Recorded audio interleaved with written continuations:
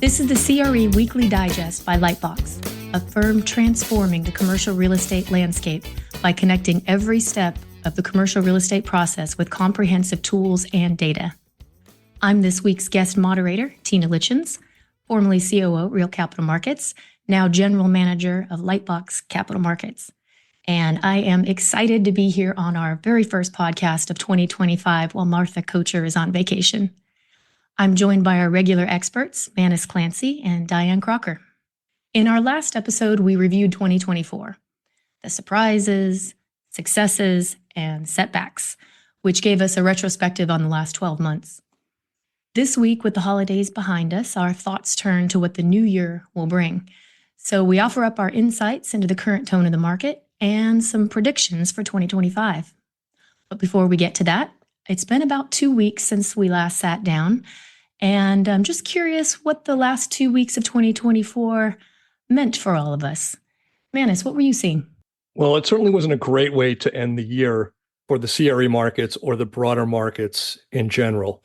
November saw a wave of enthusiasm after the election. I think for some people, there was just satisfaction that the commercials on television were going to end and that 6-month slog of campaigning was at the end. I think there was some natural bump from that. I think there was also some enthusiasm that the new administration might take on spending cuts, deficit reduction, other things that might be helpful to the long-term economic health. The nomination of the new Treasury Secretary kind of underscored that. He mentioned the importance of reducing our deficits, of limiting our national debt. That led to a great November. I think some of that enthusiasm petered out in December, and it led to a little bit maybe guarded optimism going into the new year. Over the course of December, interest rates were very much on people's minds. We saw the yield on the 10-year Treasury move up 40 basis points from about 4.2% at the end of November to almost 4.6% at the end of December. Anytime you see that kind of northerly drift in interest rates or bond yields, it's going to take away some enthusiasm from both equities and the CRE markets. There was no doubt about that. That resulted in some bumpiness for equities. We saw a couple of days where the sell-offs were meaningful. That spilled over into the first couple of days of January, that we saw stocks off on this first trading day of 2025. And I think for CRE types, we felt a lot better about the market in September when the 10-year was at 3.6%, not 4.6% like today. So all in, not a great month. The U.S. stocks were down in December, first time in a while. So I think we go into the new year with a little bit of guarded optimism, not as much optimism as we had a month or two ago. But for me, I'm still very bullish. I feel good about where it's going to take us. And I look forward to hearing your thoughts and Dianne's as well. What do you think, Dianne? Yeah, thanks, Manus. Happy New Year. I am feeling a little bit rusty, I will say, right out of the gate. I just got back from winter break last night, and I didn't follow much market news. And it kind of reminded me of that song from the musical Hamilton, where Jefferson comes back from France singing "What Did I Miss?" And so as I was catching up with the news in preparation for today, the first thing that I looked at was where the Treasury landed. And 4.58, is really that northerly drift that you just mentioned, Manus. And it got me thinking, okay, last year at this time, we came out with the LightBox 2024 predictions report. Let me see what we predicted about Treasury this year. At this time last year, we predicted that Treasury rates would stabilize at 3.5 to 4% by the middle of last year. And it did bottom out at around 3.6 in mid-September.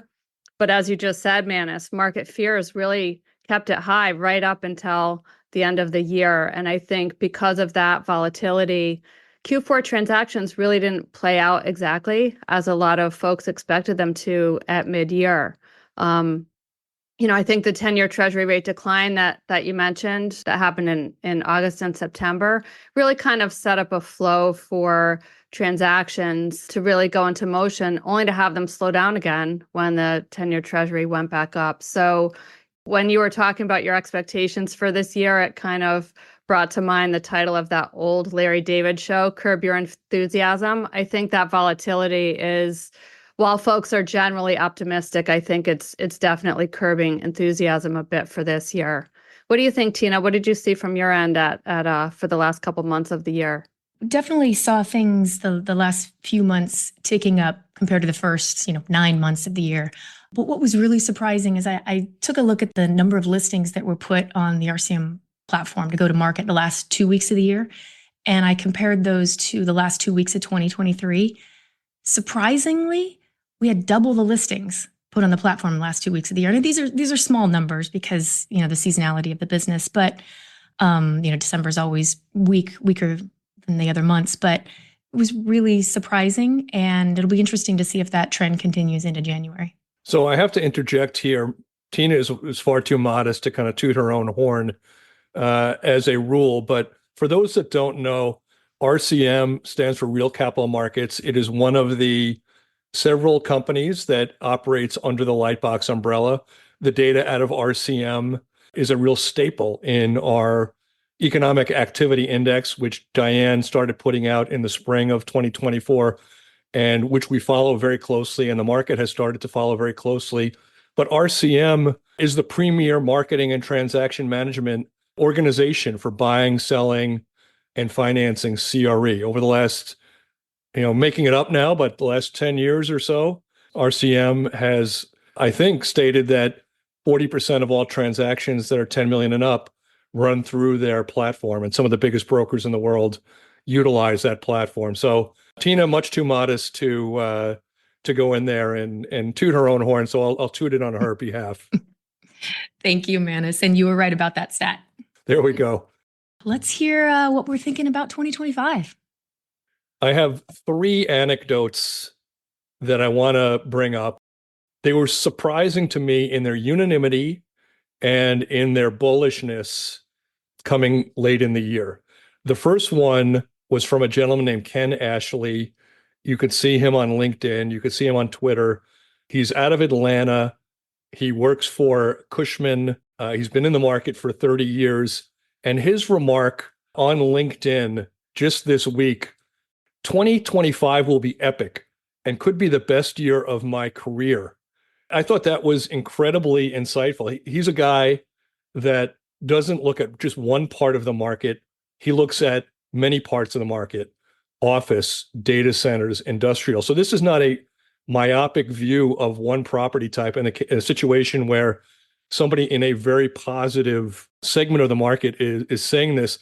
He's well-versed and he's been through several down cycles. So to hear that from him was really something. And he's a great guy, by the way. 2 other things we heard.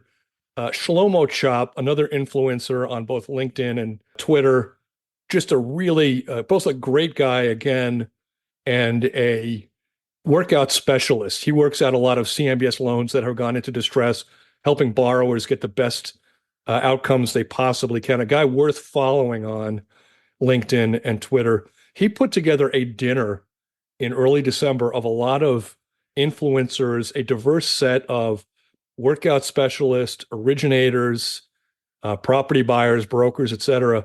And I was sitting across the table from a New York City property broker. He said that his first quarter 2025 numbers could easily surpass everything that he did in 2024. Just incredible bullishness. So now you have 2 parts of the market, the Southeast and the Northeast, where people are saying this. And it just, to me, it underscored the fact that people are seeing the floodgates open. I'd like to hear your reaction to that, Dianne. Well, I'll tell you, my first reaction is I must be hanging with the wrong people because the people that I'm talking to are not quite as bullish as Ken and Shlomo. I think, I'd probably characterize the sentiments that I'm hearing from folks as probably optimism, but with a fair amount of concern, probably in equal measure. I think there's a general sense that 2025 will be busier than 2024. Now, obviously, that's not exactly a bold prediction. I always like to say that nothing points to optimism more than hiring new staff. And I have talked to a few managers and presidents of companies in the environmental due diligence space who are expecting a heavier pipeline, and they're putting out job listings and expanding staff in a way that they wouldn't have even considered 1 year ago. So I definitely think that that's one point worth noting. In general, I'm getting kind of tired of using the term cautiously optimistic, but I think it's an accurate way to describe what I'm hearing. I'm not talking to folks who are expecting a seismic shift in transactions. I think there's definitely a sense of bracing for another year of geopolitical uncertainty. People are sensing a big question mark over Trump policies that could impact trade, that could impact how we fight inflation, that could impact government spending. So that's what I'm hearing. I'm not hearing a lot of dire predictions, but I'm not hearing any expectations that 2025 is going to blow the roof off the room. Tina, I know you talk to a lot of folks out in the field too. What are you hearing from brokers and investors as they head into 2025? Yeah, I think, the folks that I'm talking to are hanging out with Manus and his group. I was actually just speaking with a longtime client this morning at Scott Melnick of Melnick Real Estate Advisors, and he represents multifamily owners and investors, both institutional and private, East, Southeast, Texas, Colorado. So, a good swath of the country. And I asked him to give me, on a scale from 1 to 5, 5 being hooray, 1 being terrible, what his take is for 2025. And he's like, easily a 5. He's like, I am so excited. He was talking about, there's so much capital. We finally have realistic pricing and the fact that income and expenses are stabilizing. So he's like, this is so much easier for buyers to jump into the market right now. Investors have lots of pent-up demand, multifamily strong, and people are afraid of waiting on the sidelines for bargains that don't exist, and they don't want to miss out on good deals. So they're jumping in. Yeah, I should be clear when I refer to these remarks, I'm probably not as bullish as the people I referred to, but I am bullish. I do think that 2025 brings a nice uptick in the velocity of money, transaction activities. I think liquidity stays very strong. We'll talk a little bit more about that shortly. So while I'm not maybe in Ken's camp that this might be the best year of our careers, or maybe of that broker in New York City, I am on the bullish side. I do think that the floodgates are ready to open. We heard Bob Knackel late last year talk about how he thought 2025 would see record-breaking sales activity in New York City. So when you start adding this up and you talk about the numbers of really smart people who think that that's where we're trending, that too gives me more confidence that, it may not be an uber bull market that takes place in 2025, but I do think we all feel better next year at this time than we do right now. I will just add, I was listening to a segment by James Millen, who runs the Debt and Structured Finance Group at CBRE, and he was talking about the return of banks, and specifically the return of big banks. They've re-entered the market, so that has to have a positive impact on transactions of all asset types. Let's pivot to a few key areas now and get each of your predictions, Manus and Dianne. Where do you see short and long-term interest rates going in 2025? Well, as Dianne referred to before, sometimes these predictions come back to bite you. So I got to be very careful here. I see things going in one of two ways. And I do think that the way they go is outside of the control by a long margin of banks, lenders, the commercial real estate types. And it really comes down to two key items. Item number one is spending and deficits. The Trump administration, the incoming administration, has talked a big game about cutting expenses, lowering our deficits. Secretary nominee Bessent has said that this is a priority for him. If progress is made on that front quickly and in a big way, I do think that we see the markets react very positively. By that, I mean, I think we would see long-term interest rates start to fall very quickly. I think if we continue the current path, we meander in that higher for longer window that Spencer Levy has talked about and others. So I think it's a big question. And I think we'll know soon. I think by April, we'll know whether the administration is making strides or not. The other one, also heavily talked about, is tariffs. If the tariffs come in, if they drive prices higher, if that makes CPI numbers come in disappointingly high and sticky, if the Fed has to get more hawkish, that would be a net negative for interest rates and correspondingly for property values, borrowers, and so on. Dianne, what do you think?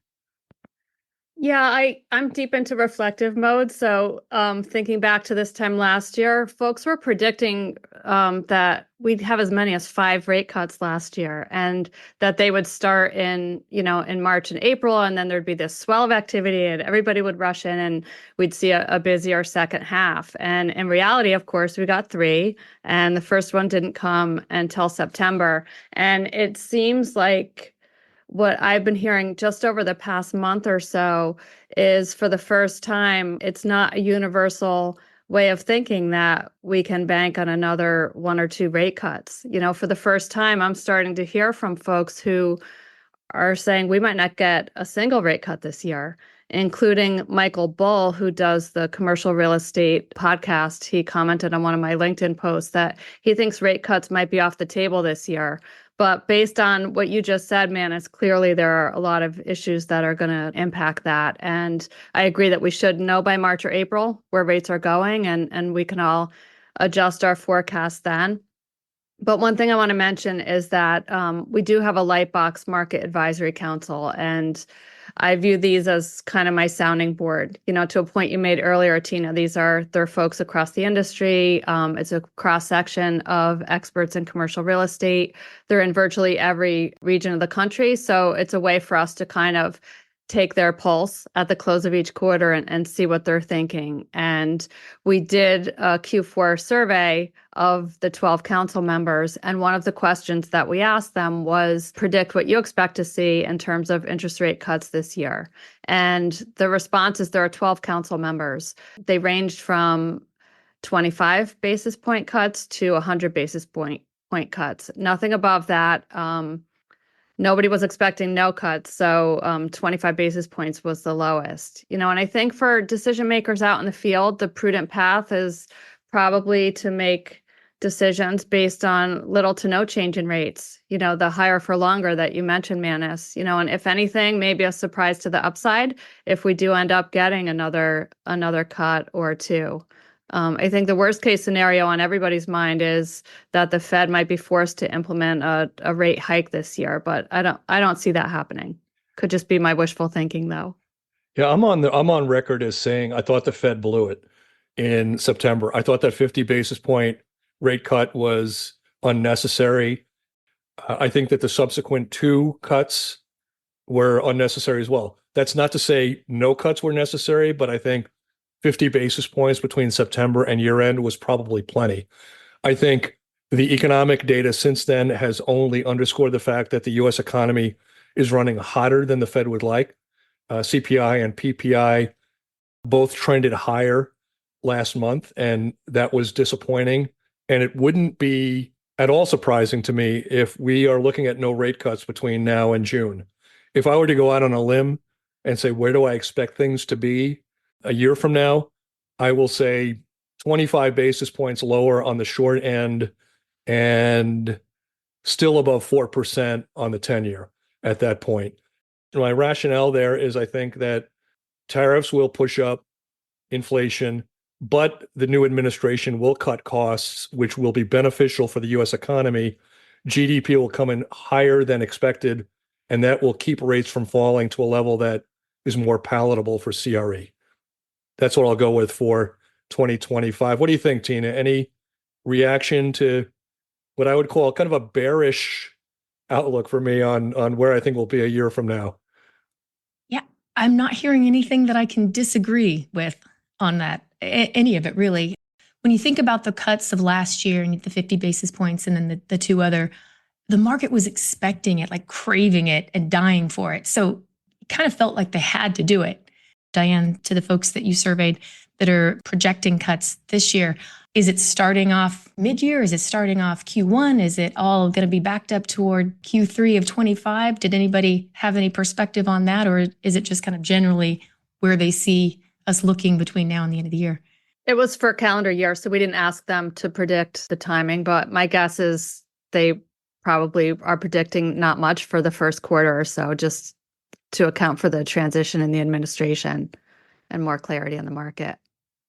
So Dianne, not to paint you into a corner, but I'm going to paint you into a corner. Give us your call for where short-term and long-term rates will be when we reconvene for our next year's review. I'm more conservative. I'm probably in the camp of like 50 basis points this year. I don't see any more than that happening. Tina, you want to throw a prediction out there for us? You want to join the fray? Maybe we can bet $1 on who comes closest. I like it. I'm going to go with a cool 4.0. There you are. So none of us terribly bullish on bonds in 2025, right? Modest improvement on the 10-year, but nothing that suggests we're going to be at 3.5 or 3.25. We'll see. I think that's, I don't know, is it an alarming amount of unanimity between us? I don't know. Maybe we'll find out as time goes on. Big question for me, what does that mean for transaction velocity? Manus, any thoughts? Yeah, I mean, I think that it's going to be positive. I think it's going to be a good year for transaction activity, especially when you consider year over year. The first half of 2024 was still pretty dismal, right? The activity was just only inching up.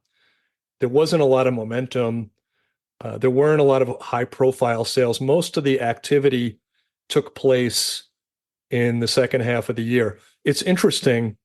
I spent the holidays going through a lot of the publications, reading what the top sales were for offices in South Florida, offices in Los Angeles, apartments in San Francisco, multifamily sales in Chicago.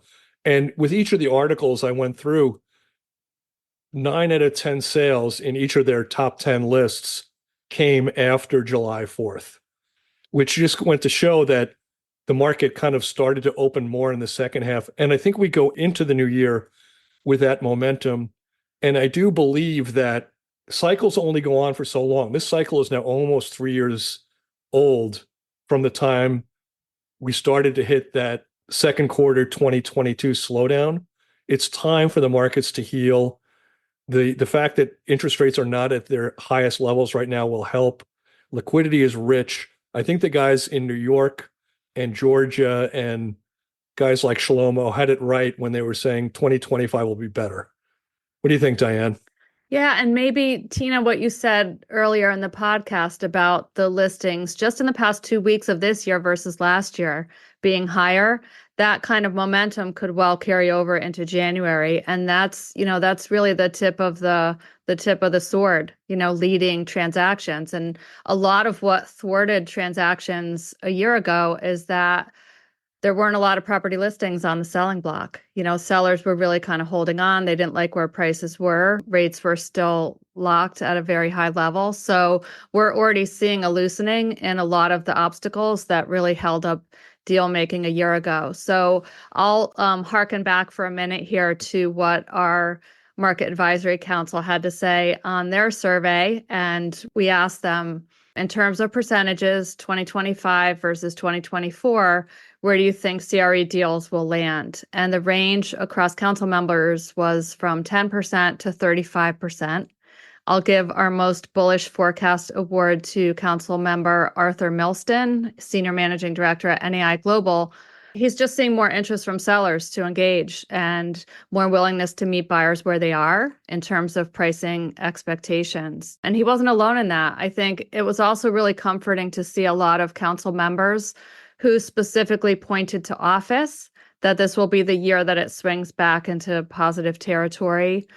it's the dawn of a new chapter for office. I think, a lot of owners and tenants are challenged to kind of right-size their footprint, thinking about their long-term plans, bringing their people back into the office. And I think we're going to see kind of a heating up in terms of competition for space and for good space, really. And that's going to fuel a lot of activity this year.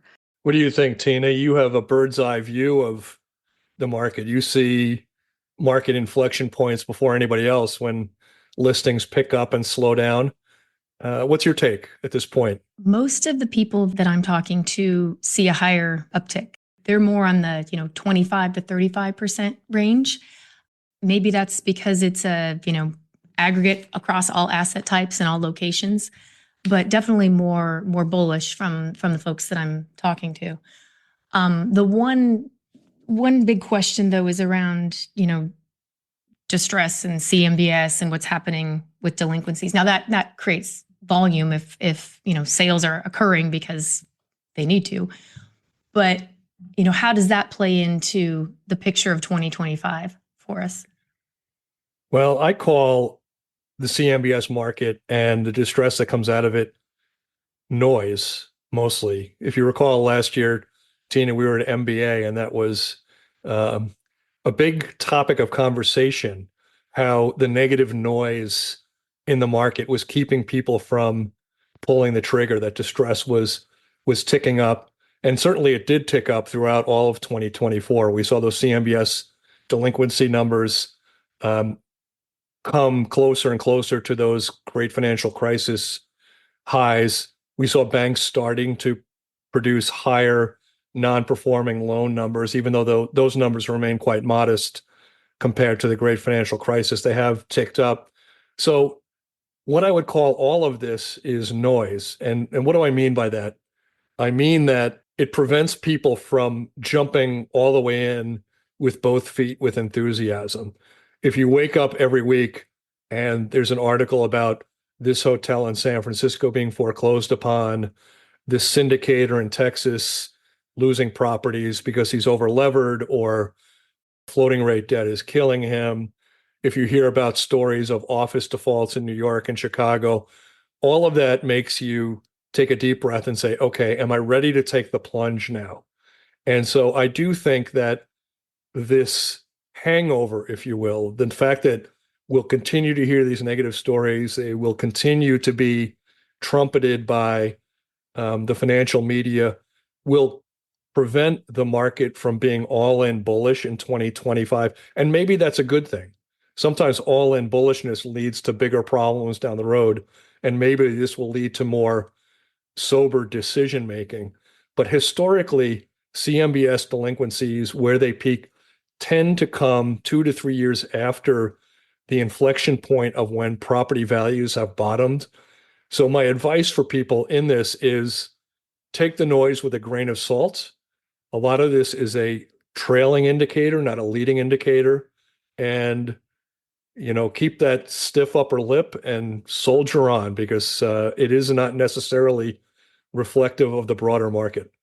Agreed. And I think my experience, Manus, in the past few downturns is that the predictions of this big wave of distress and delinquencies very rarely comes to fruition. We're starting to see the early signs of that now.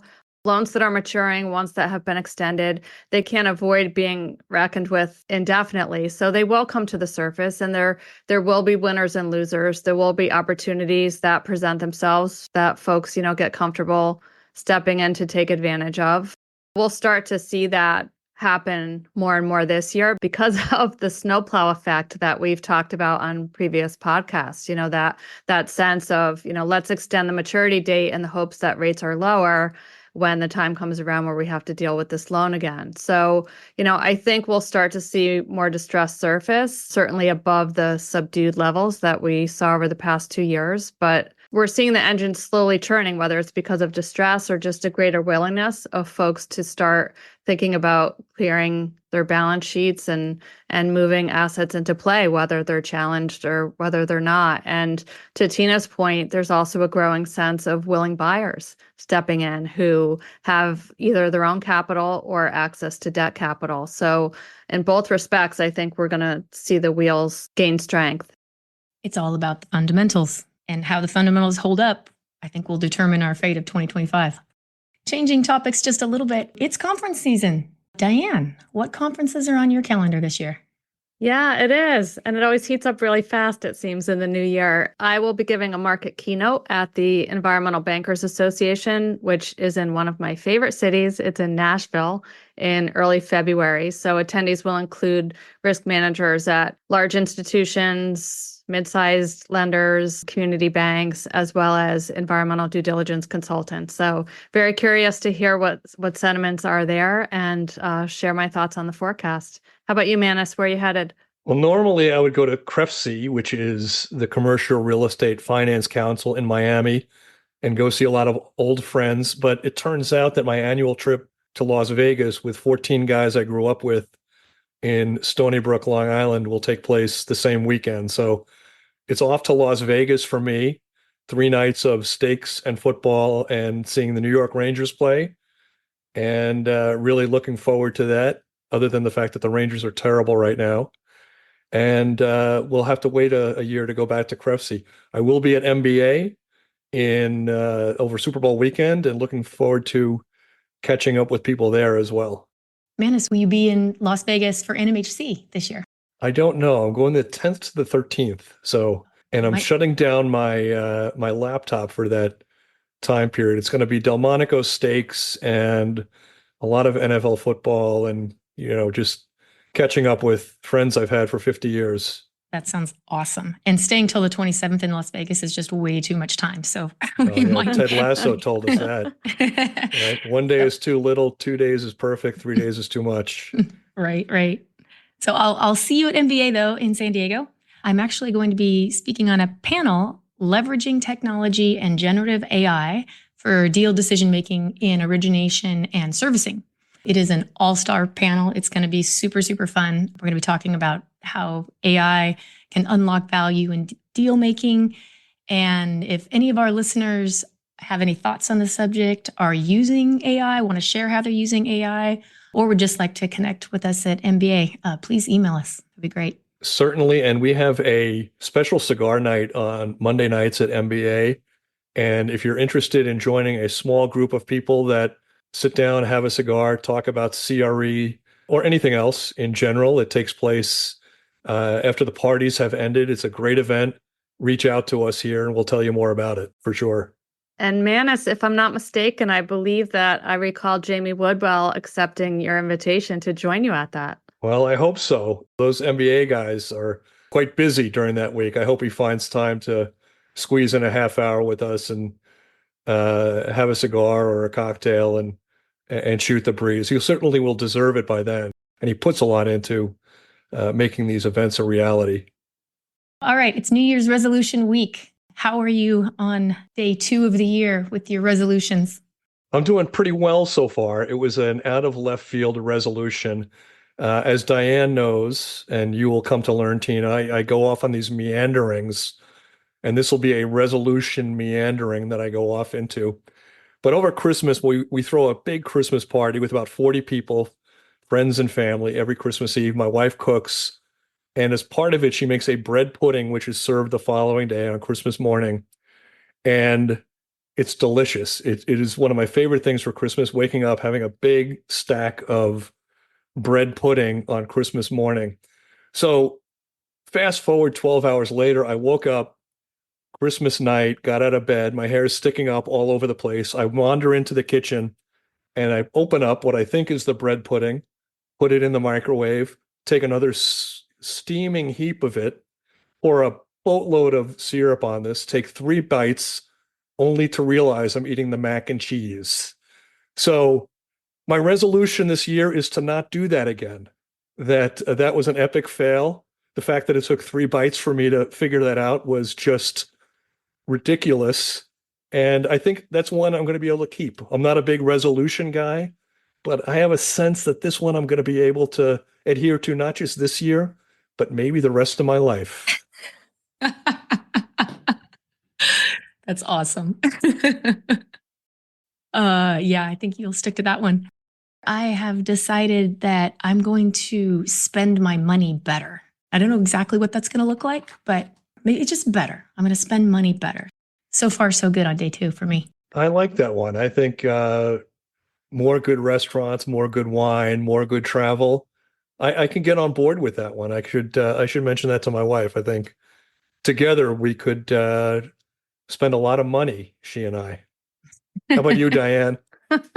You might need new reading glasses, Manus. Maybe you just couldn't see the food very well. And what you just described sounds like a dish out of that Elf movie when Will Ferrell puts syrup on spaghetti. Do you remember that? I do. I love that movie. You might be onto something. Syrup and mac and cheese. I only watched that movie 4 times this holiday season, so that's burned. The image is burned in my brain. And with that, we'll go ahead and close this week's podcast, but stay tuned for next week as we talk about the Lightbox CRE Activity Index. We'll be sharing that. Thanks to our producer, Josh Bruning. Please join us every week as our Lightbox team shares CRE news and data in context. You can listen to any of our favorite podcast channels. Send your comments or questions to podcast@lightboxre.com. Wishing everybody a wonderful, abundant, fun, adventurous 2025. Thank you for listening and have a great week. Let's go.